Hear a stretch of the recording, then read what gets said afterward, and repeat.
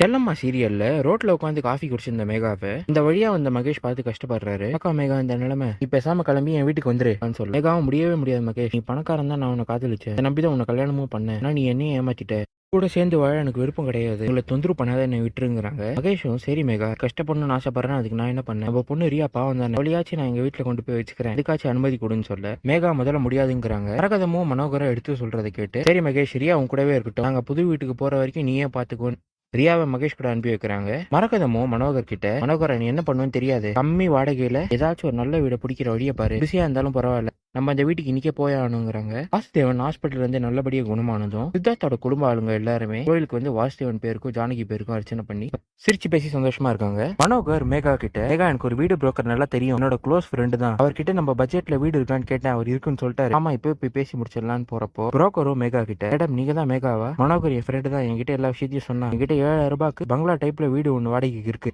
Advance கூட முன்ன பின்ன இருந்தாலும் பரவாயில்ல பேசிக்கலாம், என்னோட புரோக்கர் கமிஷன் மட்டும் 10,000 ரூபாய் ஆகும், நீங்க கொடுத்துட்டீங்கன்னா இப்பவே போய் வீடை காட்டுறேன்னு கையில பணத்தை வாங்கிட்டு மேகாவையும் மனோகரையும் வீடு பார்க்கறதுக்காக கூட்டு போறாரு.